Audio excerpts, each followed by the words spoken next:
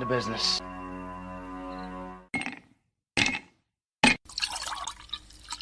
When he drinks, he thinks. That's the nectar of the gods, baby.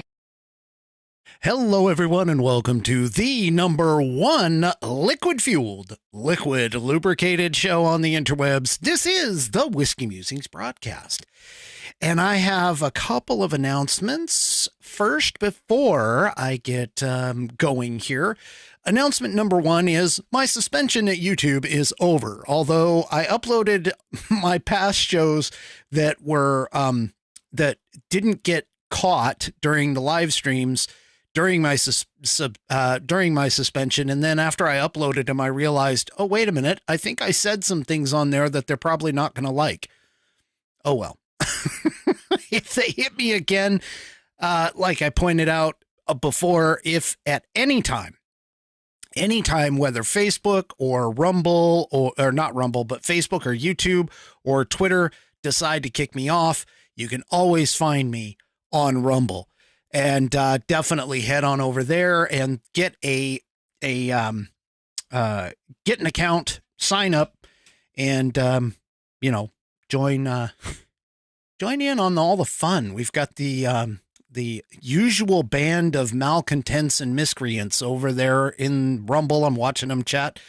They obviously pop in a little early for that kind of stuff.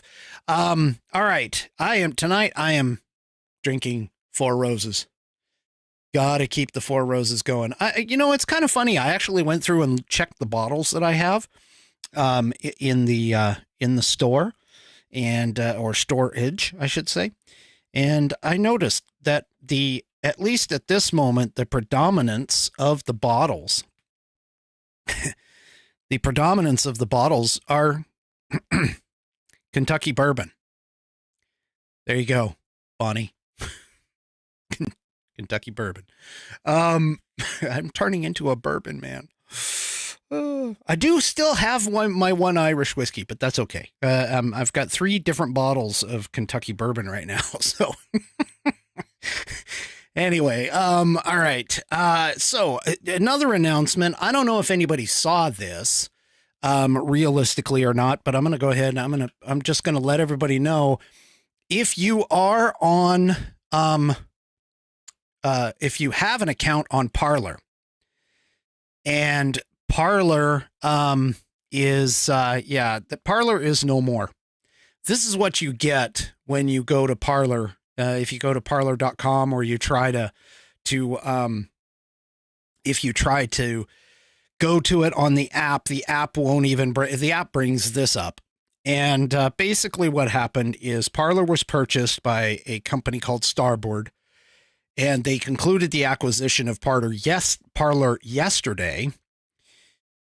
Now the funny thing is, and I know you can't really see it here on the screen, but on the second paragraph here, they basically say, no reasonable person believes that a Twitter clone just for conservatives is a viable business anymore. So apparently Parler, which I'll be honest with you, I wasn't getting, as far as I could tell, I was getting literally 0 traction out of Parler. So, honestly, seeing it go away probably isn't that much of a heartburn for me. But considering the fact that True Social came out after Parler did, and of course Parler got shut down by AWS for a while, and so on and so forth. But anyway, so yeah, Parler is no more. They are moving on to something else. So I've actually already deleted the Parler app off my phone, and I have taken it out of all my little social media things and everything else. I've done all that. So yeah, if you have a Parler account, it is no longer available to you. It is gone. It is dead. So definitely sign up for True Social or Gab or GETTR or some of those other ones that are out there, for it. So anyway, yeah, Parler's gone. Parler's dead as of yesterday. That's cool. Whatever. All right. So tonight, let's get it kicked off with, Yeah, I got to find it here. There we go. Let's go ahead and get it kicked off with tonight's affiliate sponsor, the Institute on the Constitution. And I just lost my script because I went and popped over. Hang on just a second. Here we go. All right. The Institute on the Constitution was established in 2004 as a 501c3 with nonprofit with one mission: to restore the constitutional republic through grassroots education. All courses and materials are developed using primary source documents and taught from the American view of law and government as defined in the Declaration of Independence in the following 3 key points. 1, there is a God. 2, our rights come from him. And 3, the purpose of civil government is to secure and protect our God-given rights. The IOTC offers the opportunity to educate yourself on our most precious founding document, the Constitution of the United States, right here in my hands. They also provide tools to educate your community and get involved with local government. Start by taking their free U.S. Constitution course and go from there. Use my affiliate link, iotc.whiskeymusings.online, to sign up. And while you are there, take a moment to look through their other course material and information.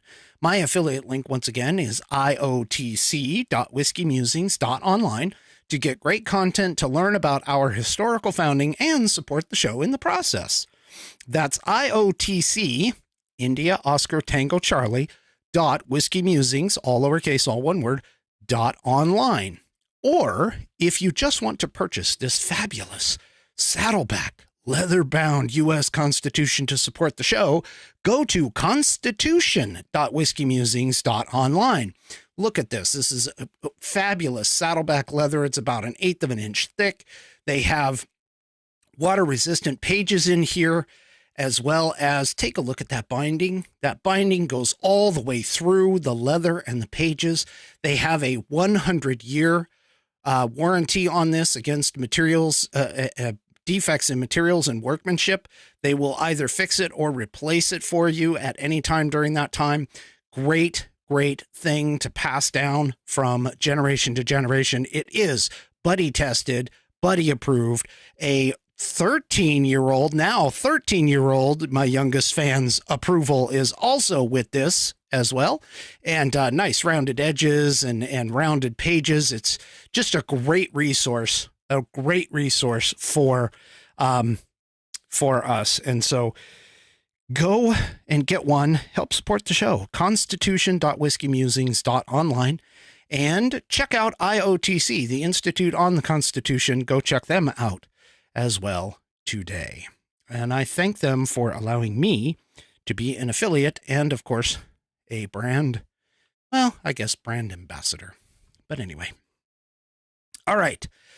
Next up for tonight. Oh, before I get into the next thing, Daybreak 3 from Rumble emailed me right before the show. She said she was going to miss the show, and she, of course, apologized and everything. She is not feeling very well. She may have to go to the doctor tomorrow or whatever, but she did ask if the Whiskey Warriors could send a prayer for her to recover and get to feeling better for that. And also, I just want to let you guys know, as much as I love you guys and you know, it's just absolutely fabulous and fun to see you show up in the chat and to talk and everything else, please, under no circumstances, think that I am under any sort of a belief that I am more important than not only your health, but also family matters and everything else. I appreciate all of you. I really, really do. But I'm not at all, I don't feel like, it's at all a mandatory requirement or anything like that. I am like well down on the list of priorities for every single one of you. And so please, I do not feel affronted at all if you don't show up. I mean, I might try and figure out why you're not there. I might just say, hey, we miss you, that kind of thing. But I'm definitely going to notice it, but I'm just telling you that, no, please, I am not high on a priority list. As much as I appreciate you guys, I am definitely not that high on a priority list. If you guys have priorities, other priorities, please go do it elsewhere. Take care of yourselves for sure. Take care of your families. Take care of stuff that needs to be done. All right. Okay, so let's move on to the next segment of the show. Now that I've got that out of the way, we have On This Day in American History.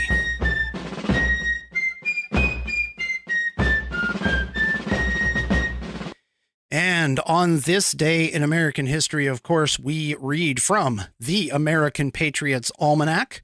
That is a great book by William J. Bennett and John T.E. Cribb. It is a massive book filled with all kinds of information and wonderful things about our founding and our history, special dates, special things about, things that are going on and everything else, within our founding and within our history. Great book. If you get a chance, pick it up. I don't get anything for it, but it's definitely something that you should have on your bookshelf to be able to talk to your offspring and your grandchildren, et cetera, about our wonderful founding. And tonight we are going to talk about the patriot as a citizen of the world. In April 1910, Theodore Roosevelt gave a speech in Paris in which he reflected on patriotism in a world that was just beginning to resemble what we might call a global village. A century later, his words are worth pondering. This is an excerpt from that speech. I believe that a man must be a good patriot before he can be, and as the only possible way of being, a good citizen of the world. Experience teaches us that the average man who protests that his international feeling swamps his national feeling, that he does not care for his country because he cares so much for mankind, in actual practice proves himself the foe of mankind. That the man who says he does not care to be a citizen of any one country because he is a citizen of the world, is in fact usually an exceedingly undesirable citizen of whatever corner of the world he happens at the moment to be in. If a man can view his own country and all the countries from the same level with tepid indifference, it is wise to distrust him, just as it is wise to distrust the man who can take the same dispassionate view of his wife and his mother. However broad and deep a man's sympathies, however intense his activities, he need have no fear that they will be cramped by love of his native land. Now, this does not mean in the least that a man should not wish to do good outside of his native land. On the contrary, just as I think that the man who loves his family is more apt to be a good neighbor than a man who does not, so I think that the most useful member of the family of nations is normally a strongly patriotic nation. Wow. Wow. Talk about words from 1910 up until today from Theodore Roosevelt, describing what could only be the destruction of our nation by people who wish to do nothing more than destroy it from within. And by that, I mean the leftist, socialist, communist, Leninist, Stalinist, Marxist, statist, totalitarian, ideologically driven Democrats. Anyway, so that was our on this day in American history. That is just, if you ever have a chance, by the way, just speaking of Teddy Roosevelt, if you ever have a chance to listen to his one of his inauguration speeches where he talks about the importance of a man and dealing with politics, because that, I think, is another thing that's kind of killing our country today too, is the fact that people tend to be a little, shall we say, apathetic toward politics. And, again, I think that paying attention to politics is incredibly important. And it's certainly because it drives a lot of what our society does. So, yeah, it's just it's one of those things that I really think you ought to take a look at. I can't remember which one it is, and maybe I'll find it and send it out on social media or whatever, send a link to it. But I've read it, and it was he talks about the importance of people not only getting involved in politics, but also serving within public life. And I really think that a lot of people would learn or could learn from that piece. There's a reason why Teddy Roosevelt ended up on the Mount Rushmore statue-esque, along with George Washington and Lincoln. Yeah. Anyway, great men, all of them. Great men, all of them. All right. So tonight. I'm turning into a bourbon person. This is just. Anyway. All right. So I want to talk a little bit. There was a story that popped in the Washington Free Beacon. I've got it in the show notes. I'll show it to you here in just a minute.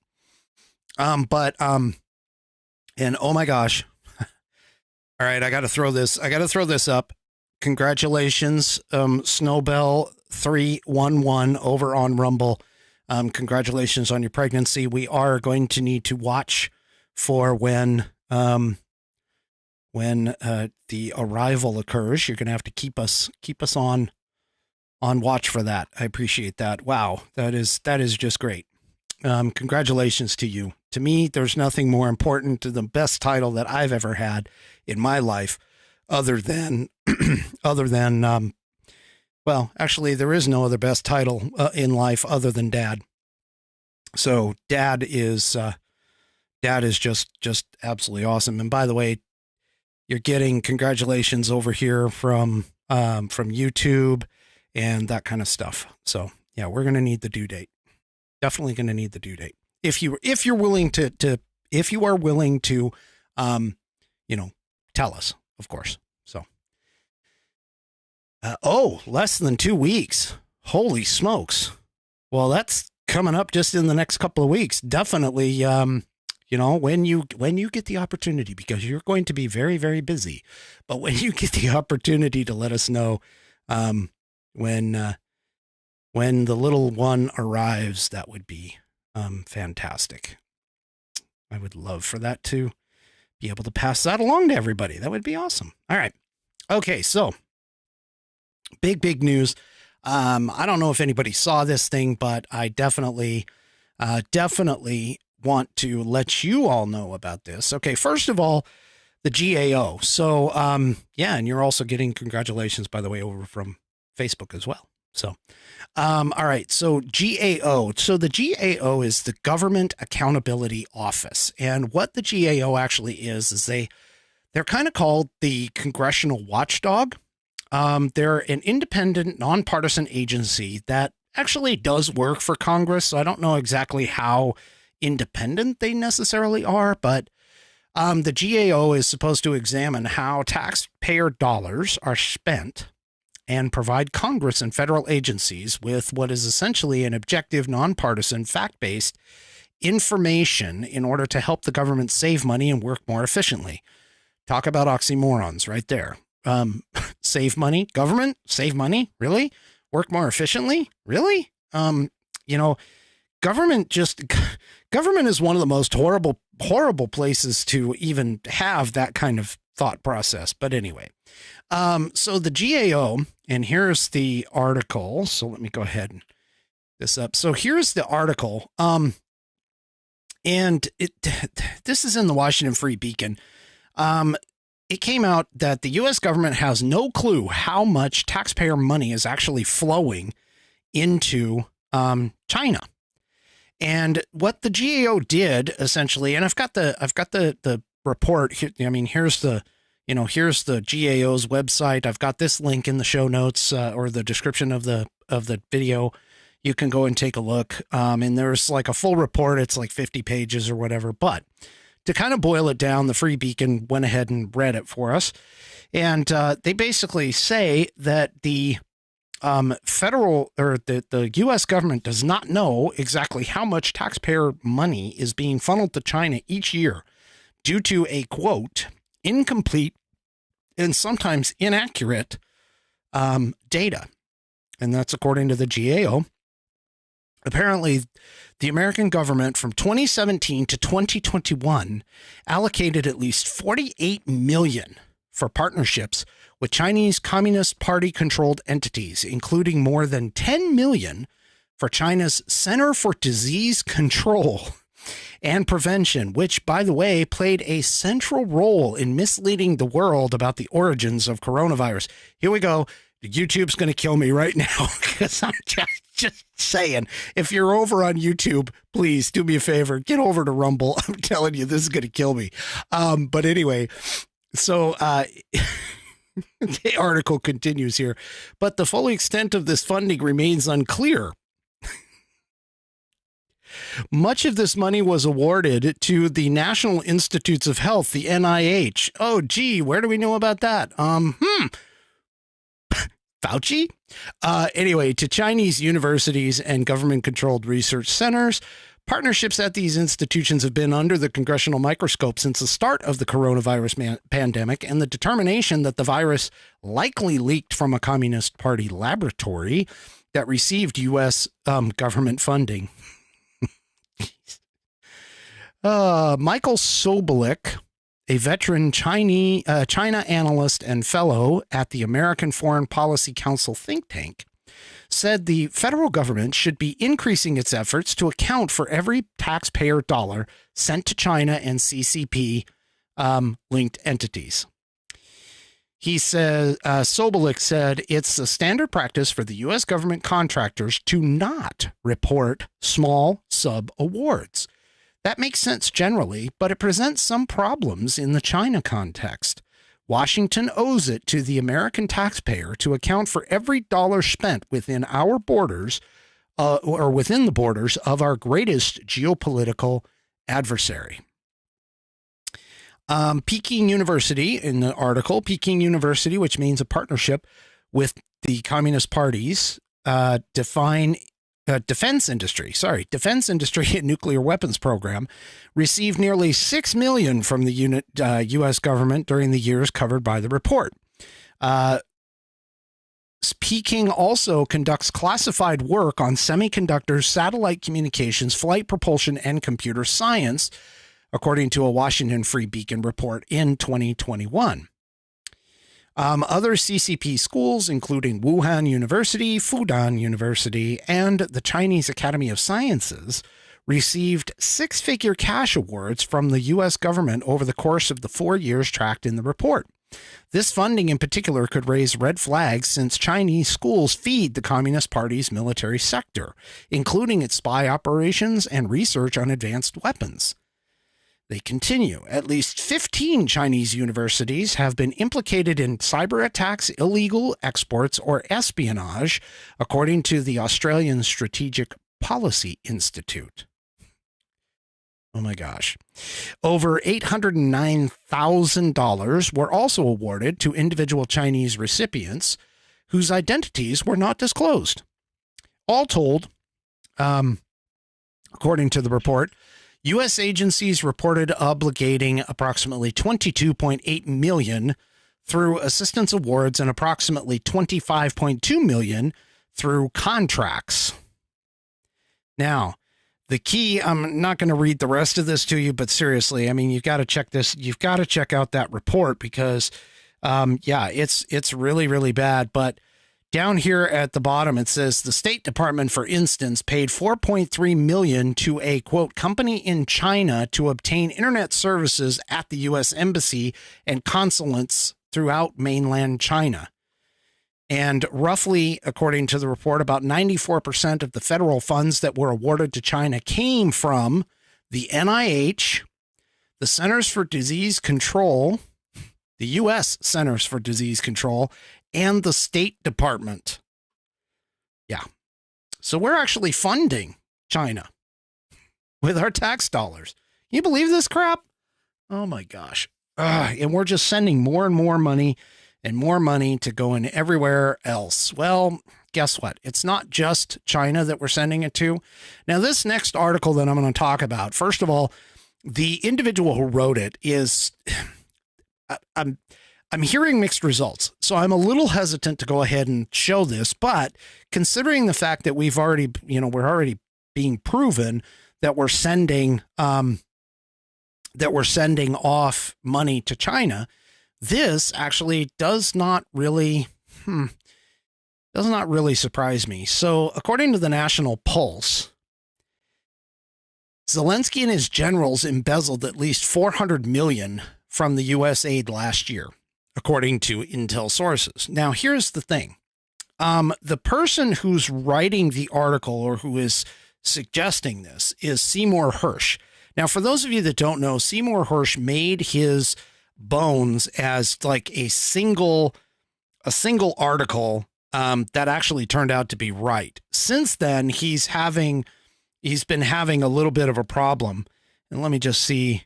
Yeah. So, Seymour Hersh is also the one who claimed and has claimed that the Nord Stream 2 pipeline was bombed by the U.S., which we still don't have enough data, although it is likely.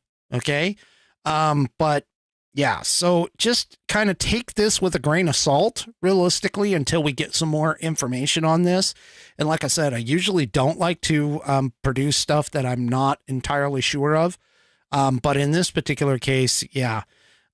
So basically, Hersh is alleging that the money has been used to buy luxury cars and fund ostentatious lifestyles.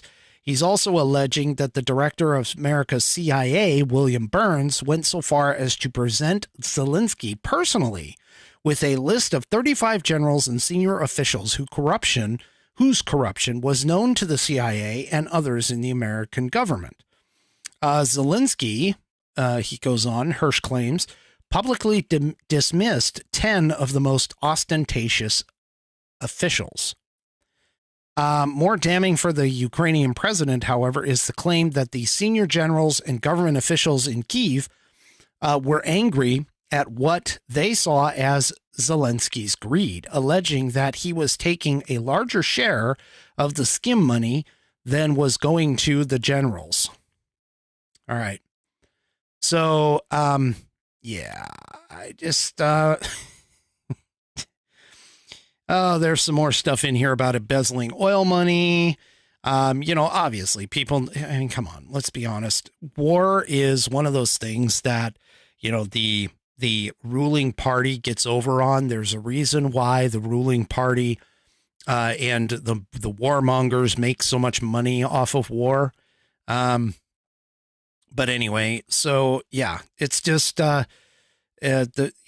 here, just to kind of tell you, so the Biden government, we have yet to admit, the Biden administration has yet to admit that it played a part in the Nord Stream pipeline destruction, and it's denied it, which, of course, whenever they deny, anything, automatically assume that they're lying, because when their lips move, they lie.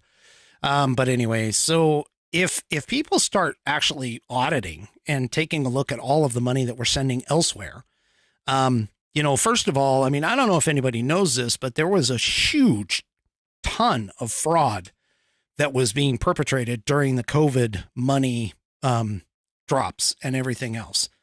So again, this is kind of one of those places where you see the smoke, but you're not quite exactly sure where it's coming from. However, you do know that there's something potentially burning somewhere. This is, again, one of those things where we need to, the government really needs to start cleaning some of this stuff up. And if the GAO has been finding funding that's been going to China, and now we have this particular claim, I don't think it's really all that far-fetched. But again, I'm not 100% certain on it. So this is just one of those things where, God, it's just plausible enough to potentially believe it. And realistically, I mean, I wouldn't be surprised. I wouldn't be surprised at all if this entire thing over in Ukraine actually had an element of fraud to it. So, yeah. Yeah, 3 Chevy mentions over here on Rumble, mentions that doctors were paid for COVID cases. It's actually not just the doctors, it was the hospitals too. Yeah, so in fact, I think I saw the stat something like for every COVID case that they brought in at a hospital and intubated, the government paid them like $36,000, based off of the CARE Act, I think is what it was. But anyway. Oh my gosh. We've got a really corrupt administration. And this is the more I learn about this, the more I'm really honestly, really concerned. Well, I'm not the only person who's concerned.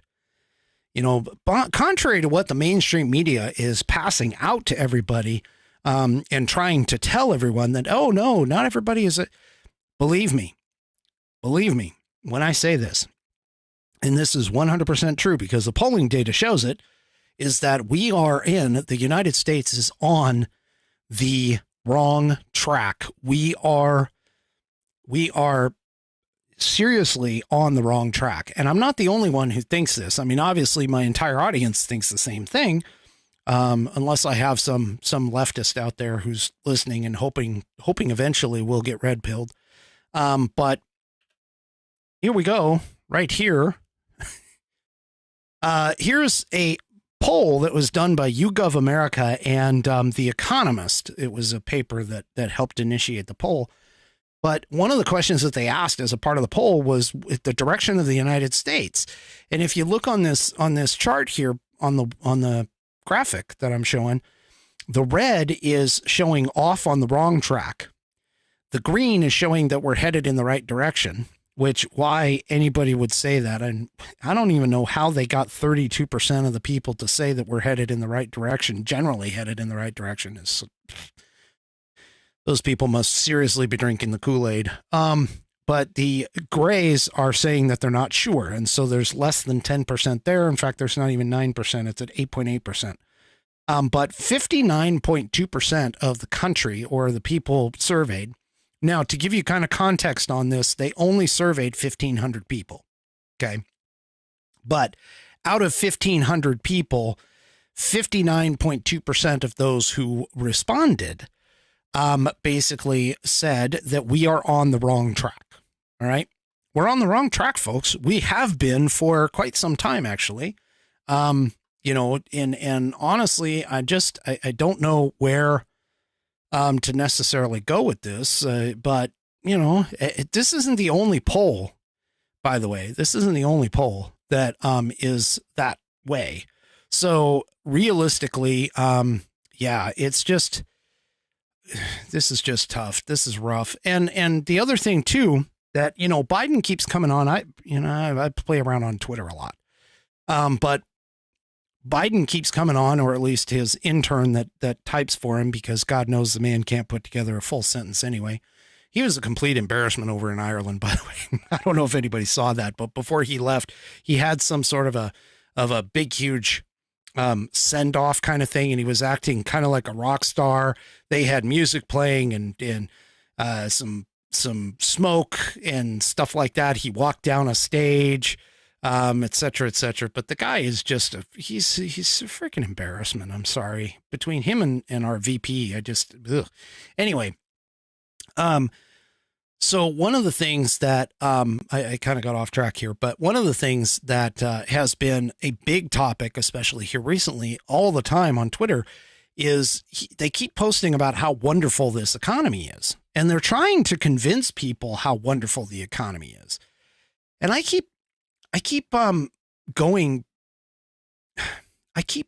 back to the whole point that they're not watching the right stuff. They're not watching the right metrics, because of the fact that here, let me just show you this right here. This is the state of the U.S. economy. And the The red is saying is the respondents, 1,500 respondents, which, again, by the way, YouGov.com,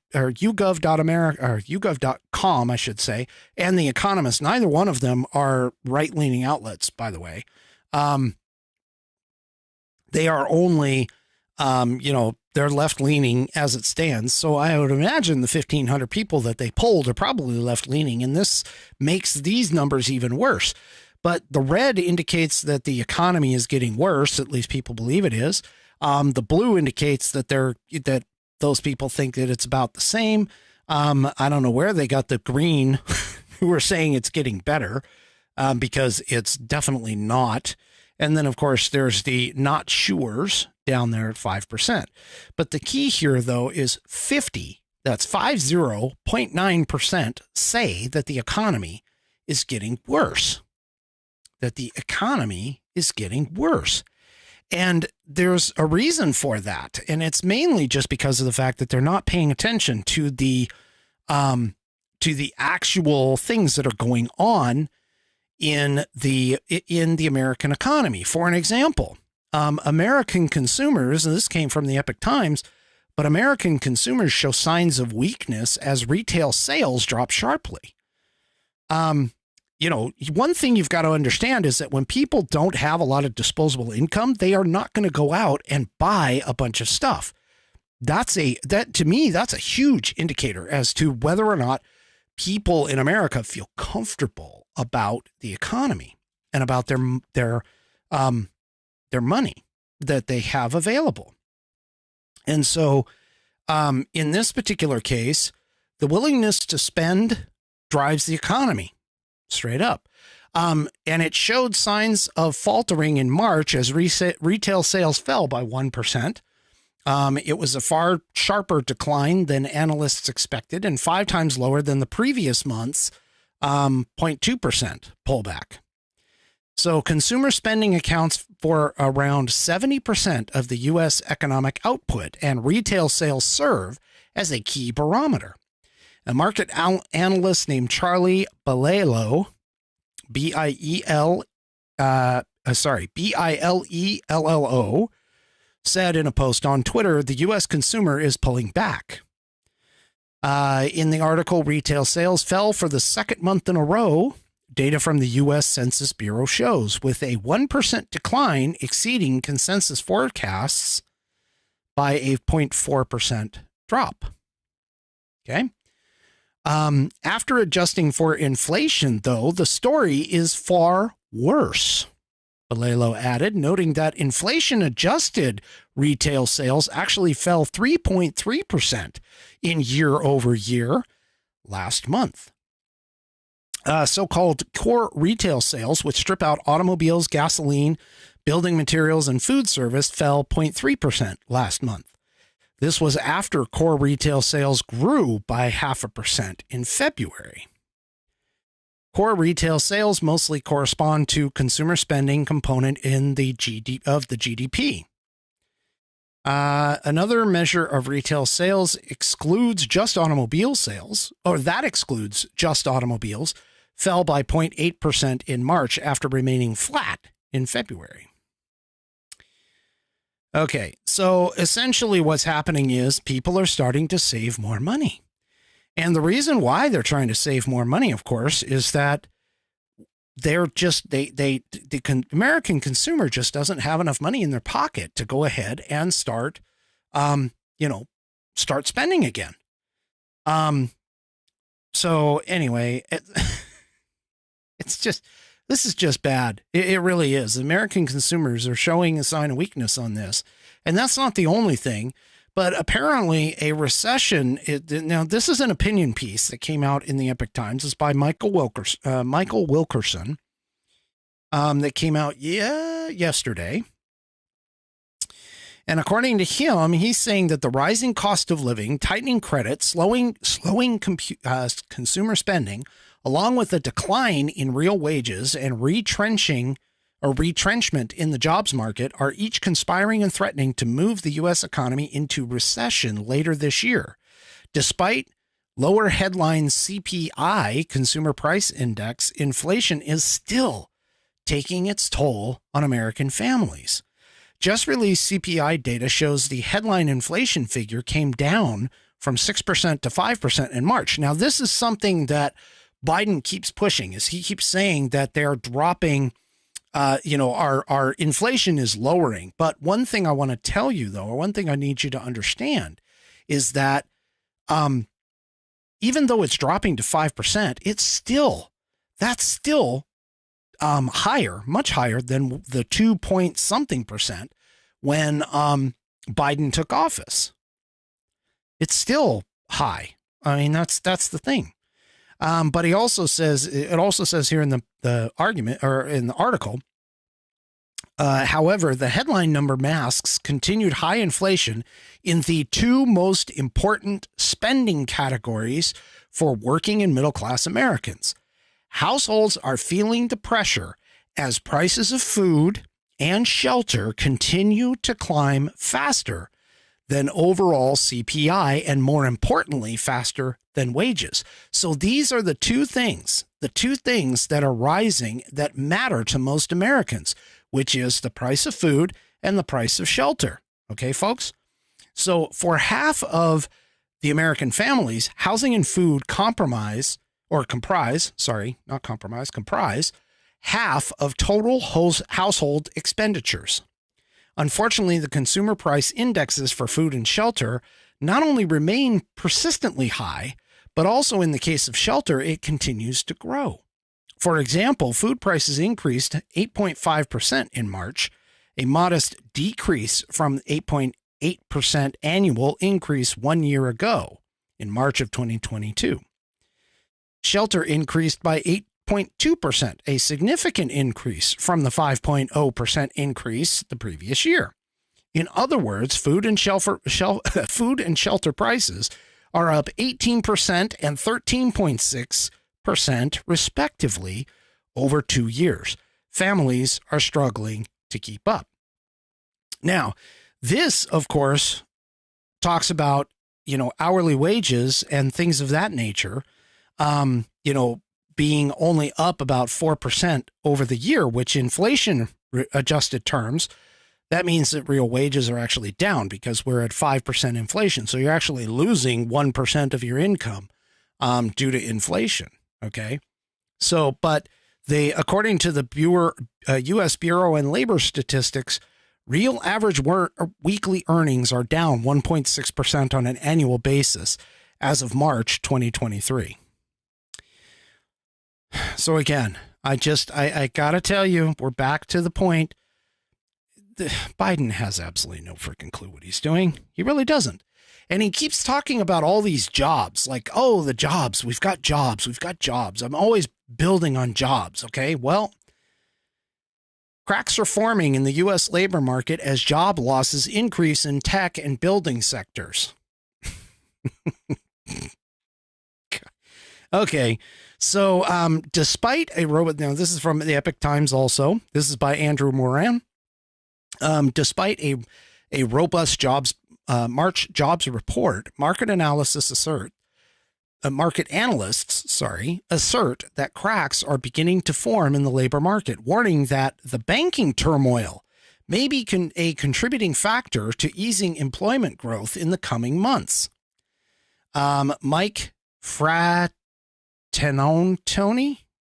Wow, that's a hell of an Italian name, I think.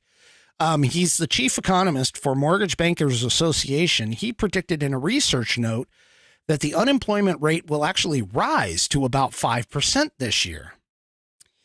He noted that the job market is beginning to flag after several other lagging indicators of a slowing economic activity and tightening credit environment. Okay. So let me explain just a little bit about what that's about, okay? As people no longer have the actual cash to be able to buy things, they turn to credit. And as they use their credit cards, it gets into a credit crunch because, of course, with credit cards, as most people who have one understand, you're looking at anywhere from like 18 to 20% interest on a credit card. And so we have a situation where not only do we no longer have liquid cash in people's pockets, in families' pockets, they are also turning toward high interest alternatives in order to try and make their monthly payments, like pay for groceries, pay for housing, pay for gas. And all of this is being driven, of course, by the inflation that we have going on. Well, there was one thing that I was interested in this article, and I'm going to find it here. Where did it say? All right. So, so here we go. So in March of 2022, the manufacturing sector created 62,000 new jobs, but the industry lost 1,000 positions a year later. Likewise, there were 15,000 new positions in the finance space in March of 2022, but the arena shed 1,000 people last month. The same patterns are being seen throughout the national economy, such as construction, wholesale trade, information and professional and business services, transportation, and warehousing. The number of job openings fell below 10 million in February for the first time since May of 2021. So even though we keep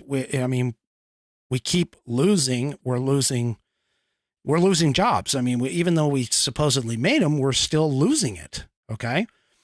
So now,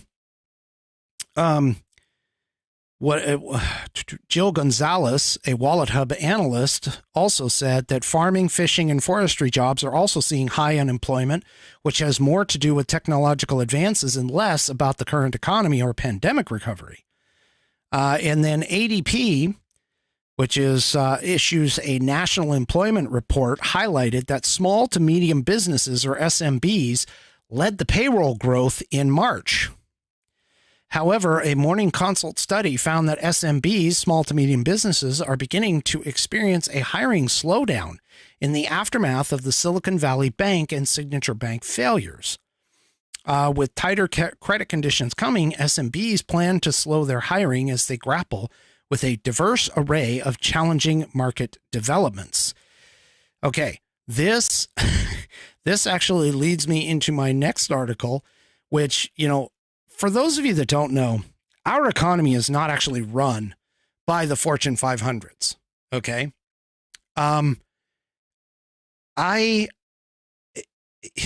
don't know why everybody seems to think that these big, huge companies are the ones that run our economy. They actually aren't.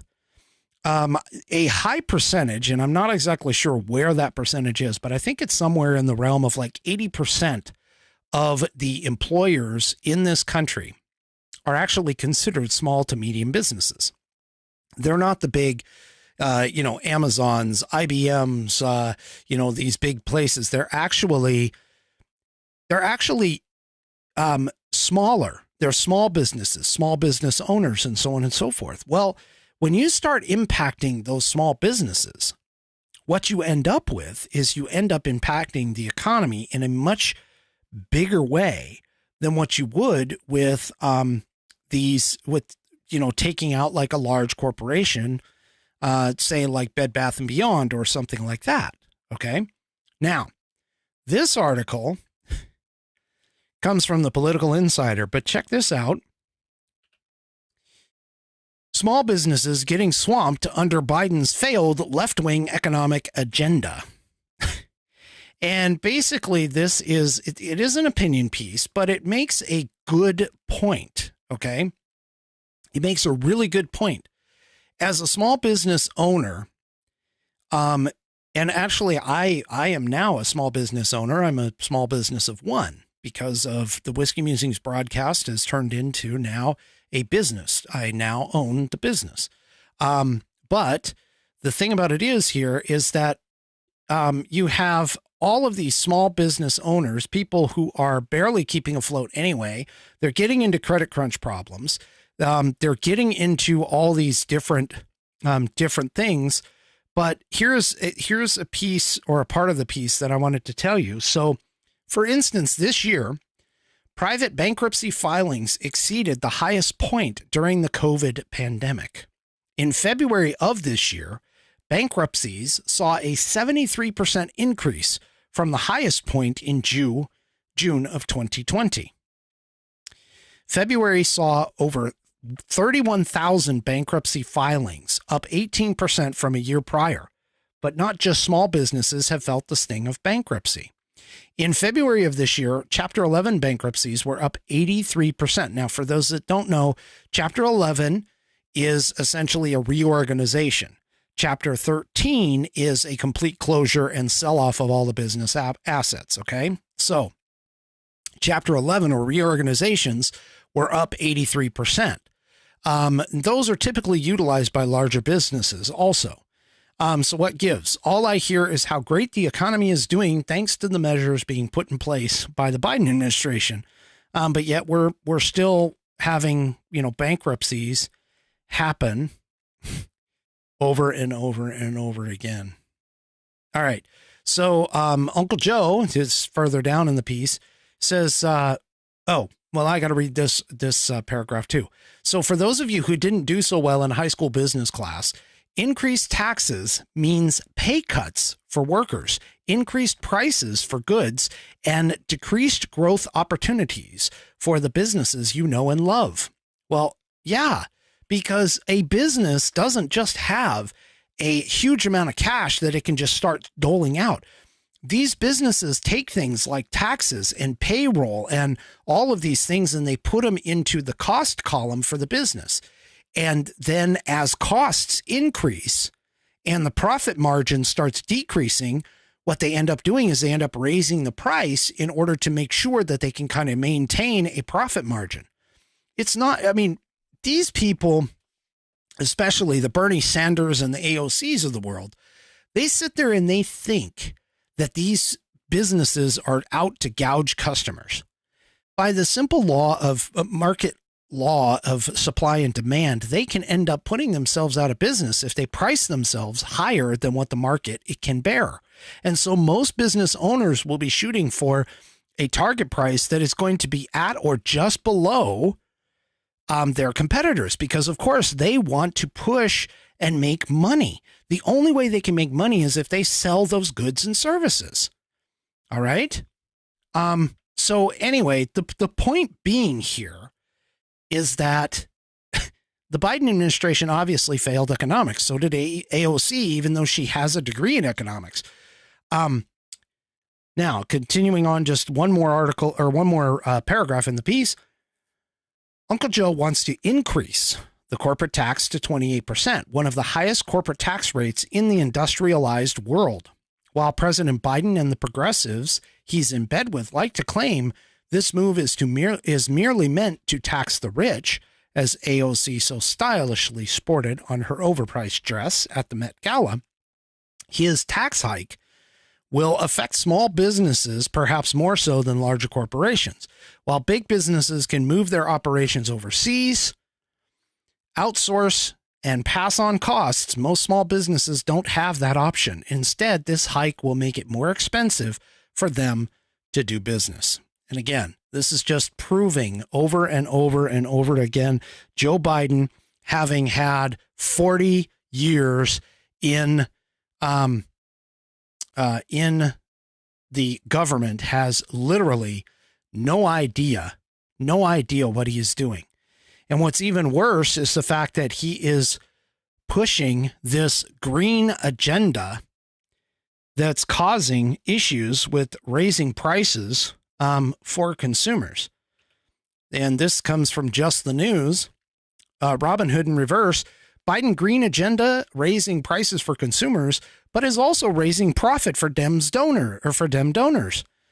This is why. Okay. Now, he announced plans on Wednesday. This President Biden, and from the piece, announced plans on Wednesday to require that 2/3 of all U.S. car sales by 2032 be electric vehicles, and impose the strongest ever emissions restrictions on gas cars. Like much of the Biden green agenda, the proposals stand to raise costs for everyday Americans while swelling profits for Democrat megadonors. A recent CNBC survey found that 58% of Americans are currently living paycheck to paycheck, and 70% feel financially burdened due to inflation, rising interest rates, and more. At the same time, the average cost for an EV as of February was around $58,385, according to CarEdge. Cars are already more expensive than ever. Average monthly payments for new vehicles hit a record high of $730 in the first quarter of 2023, a more than 11% increase year over year. As more Americans are pressured into buying EVs, increased demand will only drive those prices higher, prompting responses from American lawmakers on behalf of consumers. There's some quotes in here from several Republican lawmakers and stuff like that. But the thing about it is, I mean, again, it isn't only car and gas prices that are soaring. You also have utility bills that are soaring. They've increased, according to a March survey from Go Banking Rates, found that 3/4 of Americans claimed their utility bills have increased by a minimum of 25% within the last year alone. Of the respondents, 22% said they had seen a 50% increase in their bill, while 10% said their utilities bills are more than doubled over the previous year. Connecticut has also seen near doubling in electricity costs, according to Eversource, which reports that the price of the price of kilowatts per hour in the state has jumped from 12 cents to 23 cents within the last 6 months. Okay. So this push to go to electric for everything. So first of all, you have the electric grid that is going to be completely overwhelmed by all of these. Anything that you want to know about EVs and electric vehicles and green energy, just look at freaking California. I can't remember a time when California did not have brownouts, blackouts, told its people to not run their AC conditioners in the hot of summer. All of these things. I can't even remember not hearing about it. About hearing, telling their constituents to not do this and not run the electricity, or don't charge your cars. That was the latest one. Don't charge your cars during the nighttime because we don't have the resources coming in from the solar panels. So yeah, this is just nuts. We are not even prepared, anywhere close to being prepared for any of this. Yeah, it's nuts. And by the way, if you take a look at even take a look at things like the hurricanes in Florida. There were stories of EVs that were catching fire because of the saltwater ingress into the batteries. I mean, it's just, we don't have the infrastructure. We don't have anything built up. And this is just crazy, just absolutely nuts for us to even think about going to this over and over and over. Well, looking at California and pointing to California as being like the promised land for these leftist morons. And yes, I am trying to be nice here. But to look to California as being the leader, I saw this. There's actually 2 articles in here that I wanted to show you, but I saw this one. This is just nuts. I don't even know why. Oh my gosh. You guys are going to laugh at this. I'm serious. California Electric Utilities announced an income-based billing proposal. Income-based billing. Jeez. So apparently, the California companies have decided that what they're going to do, they are actually, I should say this, they're proposing this, okay? They are proposing a new billing system that would charge customers according to their income. So Pacific Gas and Electric, PG&E, Southern California Edison, and San Diego Gas and Electric submitted a joint application to the California Public Utilities Commission on April 10th. This is a quote from the proposal. I'm sorry. This is from Marlene Santos, who is an executive vice president for PG&E. in a statement. She says, this proposal aims to help lower bills for those who need it most and improves billing transparency and predictability for all customers. Here's the thing. The program, if approved, would divide customer utility bills into a fixed infrastructure charge based on income plus a usage charge based on consumption. So in other words, what they're going to do is they're basically going to say, hey, Joe Schmo, who is making $30,000 a year, which you can't live on $30,000 a year in California. I'm going to tell you that right now. But you know, Joe Schmo gets his at a discounted rate based on his income. Then you have Joe Rich Guy, who is making, you know, six figures a year at least, and is able to pay more. So they're gonna offload Joe Schmo's cost over to Joe Rich Guy. Now, do you think? I mean, first of all, do you think that's fair? No, it's not. In fact, actually, BAM is out there in California. Honestly, BAM, I'm trying to remember what the minimum, but I think it's, tell me if I'm right, it's something like 80,000, maybe? Is it 80 grand, 100 grand? This is the minimum to actually live in California. All I know is that the last time that I went down to California and actually talked to somebody, the California's housing was just astronomical. You could only buy like a 1,500 to 1,800 square foot home on a postage stamp size lot for like 1.5 million. So yeah, I just don't understand how anybody could actually live in this economy with this. But now they're going to go and they're basically doing a subsidization from the rich down to the poor. They're essentially acting like, Robin Hood in a sense, but they're basically making the rich pay for the same electricity, for the people who can't pay for it in terms of based on income. This is just ridiculous. Speaking of ridiculous, I don't know how they're going to do that because that just seems completely unfair to me. In fact, I wouldn't be surprised if they got sued over this. Anyway, another thing that is just absolutely nuts that California is trying to do. I don't know if anybody have heard of this, but just to kind of bring everybody up to speed, San Francisco decided that they want to bring reparations to the Black Americans that are down there in California, and they want to pay them something like $5 million to each person who is a descendant of slaves. Okay. California reparations panel downplays the $800 billion estimated price tag for this plan.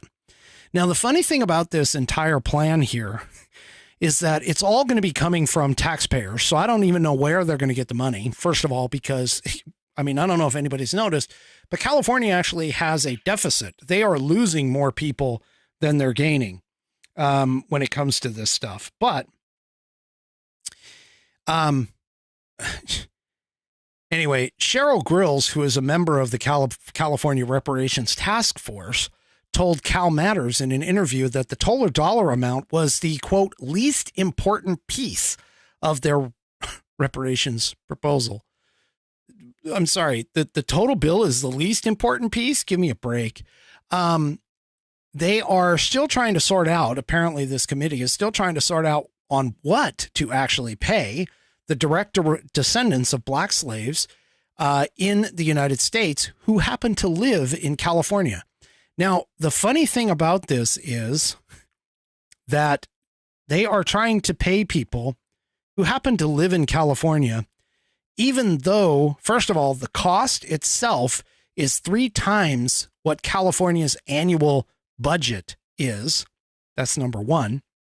But number two is that the, and I got to find it here. Where is that quote? Oh, here we go. Where is it?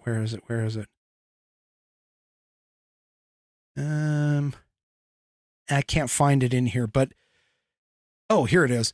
So the panelists want to make California make amends for slavery and discrimination, despite the fact, a historical fact here, that California entered the Union in 1850 as a free state and had never allowed slavery. I mean, come on. They're going to make the state of California pay for slavery, which, by the way, I mean, they weren't a slave state. They were admitted as a free state. And nobody that I know of living today was either a slave nor a slave owner.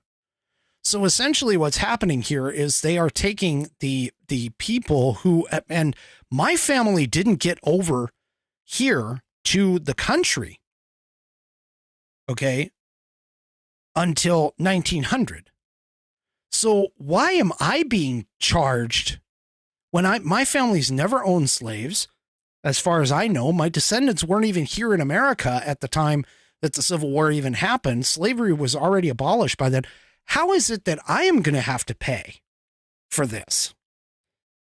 Anyway, this is just ridiculous. This is literally stupidity run amok. I'm sorry. I can't deal with this. There's no way in hell that I would ever live in California.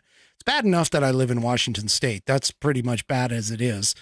But I just can't even, all right. I got to take a second. I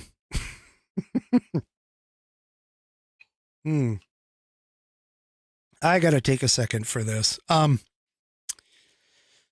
So everybody on the stream who watches the show, watches the program, I've been hit up to get this hat into my store.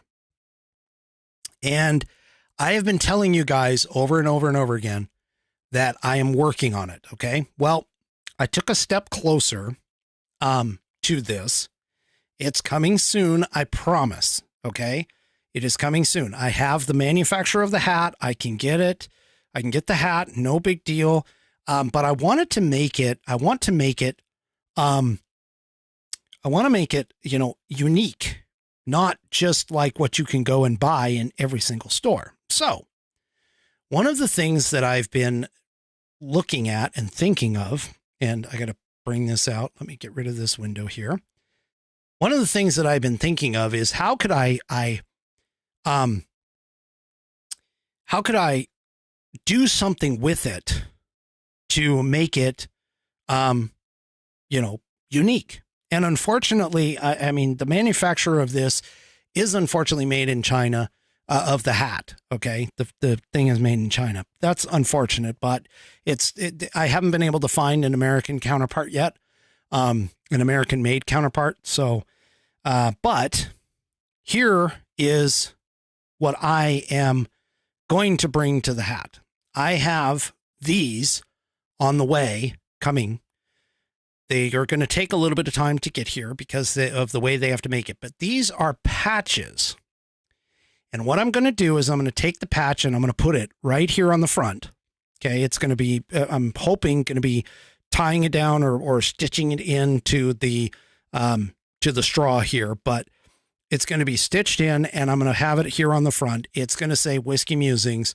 And that's what's going to make this hat more, to us. Now, I don't know specifically in terms of the position of the hat, where the position is going to go, whether it's going to go above the flag or right over the flag. I don't know yet. But that's what I'm working on. So just so you guys know, I wanted to let you guys know that's the progress that we've got working on. They are ordered. The patches are ordered. I'm getting some of them in. And so, hopefully I'll be able to stitch it to the hat and then get them taken care of. But anyway, that is, I had to give you guys an update because you guys keep asking me about it and you keep pushing it. And Outlaw Dogs, actually, I got to give a shout out to her. She went ahead and found a hat, which, I mean, if it's made in America, we might be able to switch over to that. But Outlaw Dogs did something. She found something. She got, she also took my logo and put it on a button and was like putting the button on the hat.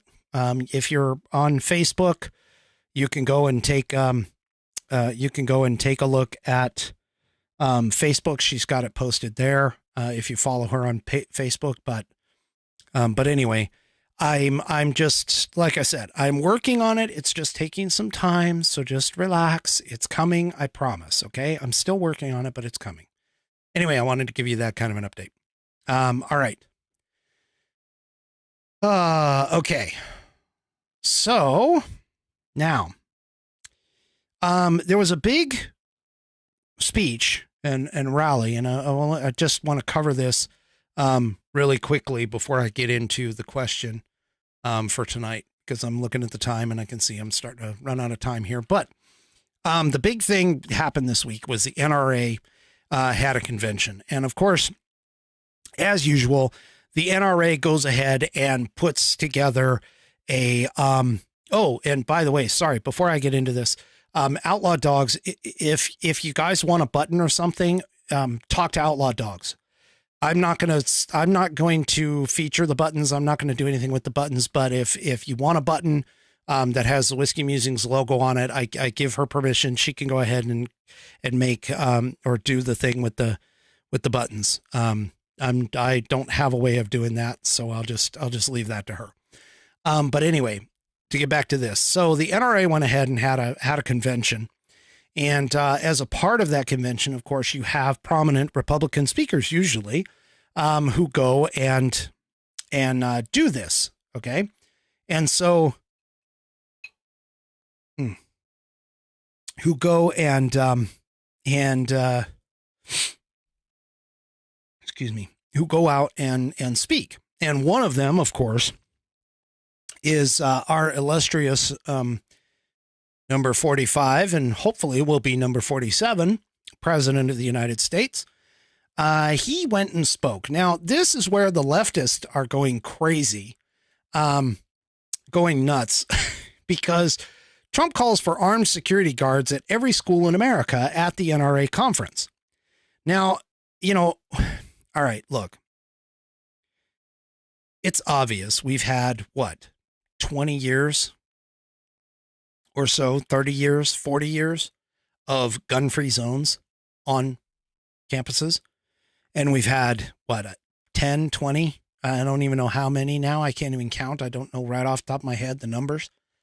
But we've had a lot of incidences on school grounds because, surprise, surprise, criminals don't follow laws. So if it's a gun-free zone, okay, if it's a gun-free zone, then, yeah, you're not supposed to carry a gun there. But, gee, they seem to carry guns there. I mean, this is the lunacy. So, if you're going to have a gun-free zone or essentially have something that people are going to completely ignore, then what we need to do is secure our most precious in our life, which is the kids. We need to secure them somehow. Well, the only thing that makes sense, and by the way, the Secret Service, Dan Bongino has talked about this on his program. The Secret Service put out a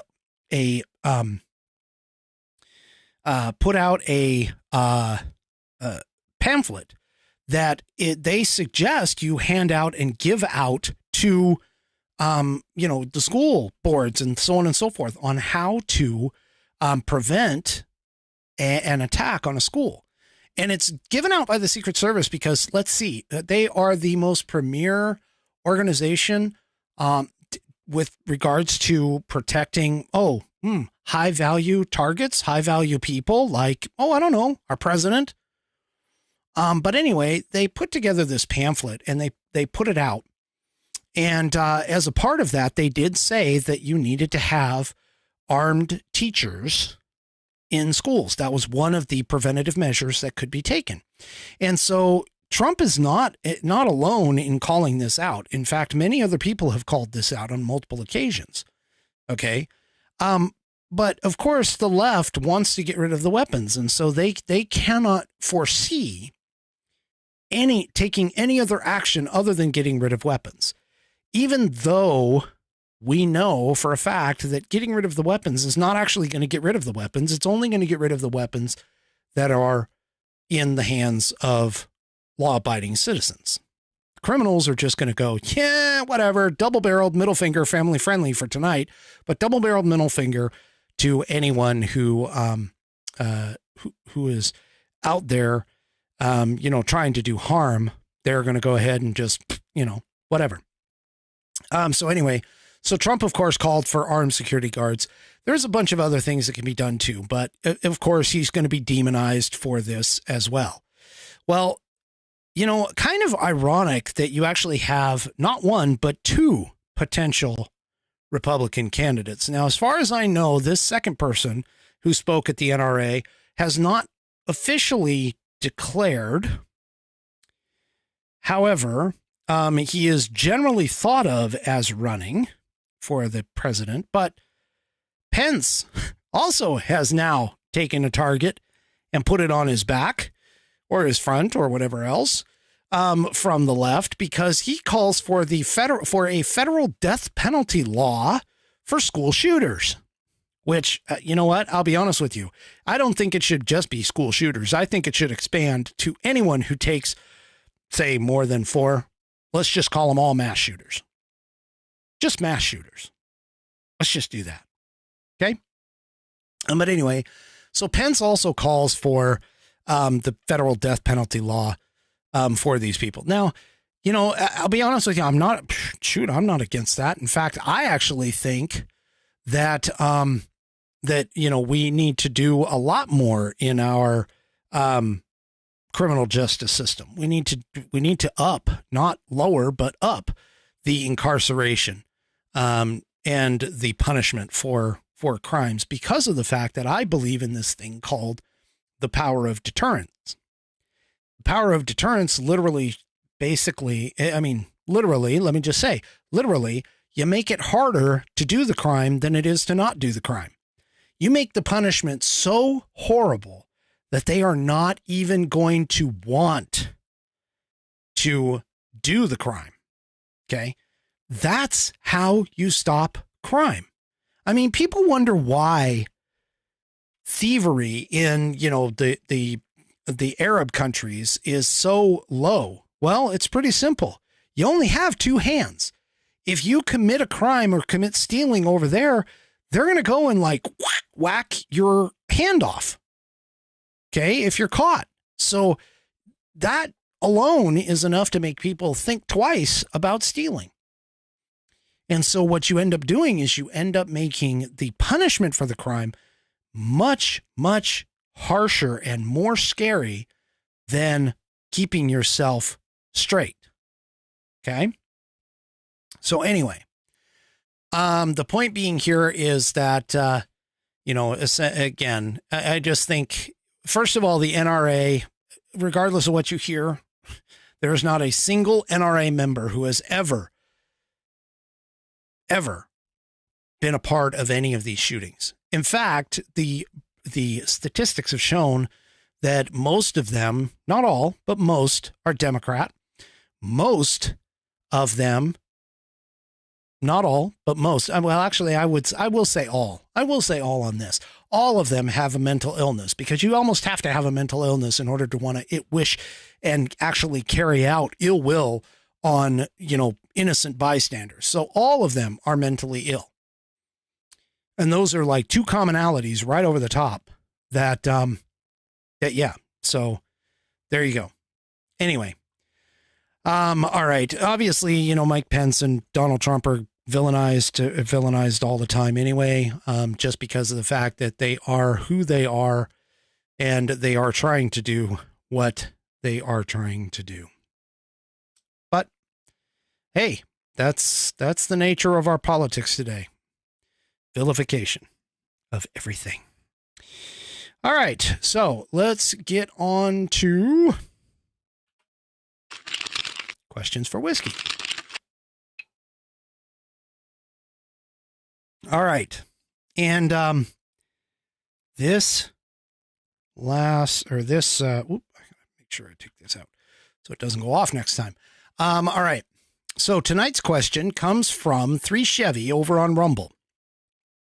3 Chevy writes to me and says, "Hey, Whiskey, my question is, if and when, or if or when, I guess, if/when, whatever you want to do, Donald Trump is found to be innocent of all the charges being brought against him this time, would he be able to bring a lawsuit for defamation of character and sue for damages? Do you think there will be any legal action against Resident Biden at any time soon as a result of this, whichever way it goes? Thanks, 3 Chevy." All right. So here's the thing. The charges that are currently being brought against him are not civil. They're actually criminal. And the difference in terms of the court system, there's 2 different things. You have criminal charges and you have civil charges. A criminal charge basically means that you broke a law. Okay. You literally broke some sort of statute, something legally that, you broke a law. All right. And so you're going to be criminally liable, meaning that you could go and get jail time in prison. Defamation of character, libel, slander, those kinds of things are generally, while they do have laws in place, they are generally not a criminal matter. They are more fall in the line of like a civil court. Okay. So for an example, somebody goes and falls on your piece of property and you obviously you guys banter back and forth, but then the person who fell wants to bring charges against you in terms of they want more in terms of damages. And so they sue. That goes through the civilian courts. That's not a criminal court. That's a civil case. And so things like damages, things where somebody is going to be held liable for something that they did. For an example, on this show, if I were to say something that was completely false, I would end up in something like what Alex Jones is going through, or has gone through. So the thing about it is that a criminal case cannot be held necessarily civilly liable for how it comes out. Okay. So in this particular case, because you have Alvin Bragg, who is bringing a criminal charge up against Donald Trump because they're saying that he actually broke the law, then he will essentially not be able to sue for civil damages because, again, it's a different set of circumstances, a different set of systems. Now, as far as whether or not Biden is going to get anything. Excuse me. I can't hold it. I'm sorry. 3 Chevy, I'm sorry.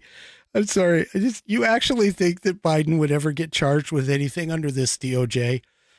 Yeah, no, that ain't going to happen. Come on, man. I mean, seriously. Biden is a protected class. Okay, he seriously is. He's a protected class, and because if he wasn't in a protected class, I mean, oh my gosh, Hunter would already be in jail for his firearms violation, his coke, and his coke sniffing and heroin doing, and all of that other stuff. I mean, Democrats are a protected class in America. We have a 2-tiered justice system. If you're Democrat, you're automatically excused for some of the most heinous crimes that we have. I mean, yeah, seriously, no, Biden's not going to get anything. I'll be surprised. I'll be honest with you. I'll be really surprised if anything is even done. The man seriously should be brought up on charges right now for being a paid foreign agent for China, at least, and possibly Ukraine. So, yeah, it's not going to happen. I don't think, I mean, if it does, then I've won the lottery. That's literally what kind of odds we have right now under this DOJ, under this FBI, under the current administration. There is absolutely no way. None of those people are interested in actually enforcing laws on an equal basis. They just aren't. They're not. So, yeah. Anyway, thanks for the question and the giggle. Anyway, all right. Do me a favor. If you want to submit a question for Whiskey for Saturday nights, head on over to your email, whatever email you use, and type in fans, FANS. That's Foxtrot Alpha November Sierra at whiskeymusings.online. Fans at whiskeymusings.online.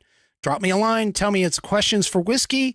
You can also submit your pet of the week, which is my Wednesday segment, at the same address, fans at whiskeymusings.online, and just send me a pet pic, name, breed, pertinent information, and then any kind of a story that you might want me to go ahead and tell for the pet of the week. And pet of the week I get in usually in the order that they come in. I think I've only got like one left right now. But obviously go and submit them. Bring them to me. I'll do them in the order received. Questions for Whiskey kind of depends. If the question is pertinent to the topic that I'm going to discuss, then I might bump somebody ahead of the line. But generally speaking, I try to do those in order as well. And I've got a good one for tomorrow or for next week as well, but I'm also down to one. So do me a favor, get them in, send them, fans at whiskeymusings.online. You can also drop me anything. Drop me a line there anytime. And I'm usually pretty good at getting back to people, typically. All right. So for that is my final Whiskey Musings thought of the evening. Do me a favor. If you like the program, if you like what I do, head on over to Rumble. Sign up and follow the Whiskey Musings broadcast. It's whiskey_musings_broadcast over there on Rumble. Because I don't know how long I'm going to be able to transmit on either Facebook or YouTube. Facebook has actually been pretty good to me so far, so I'll keep transmitting as long as I can there. But don't be surprised if all of a sudden I get nuked. Because that's just the way those communists are. Anyway, all right. Have a great rest of your weekend, and we'll see you on Wednesday right here on the Whiskey Musings broadcast. Good night, everybody.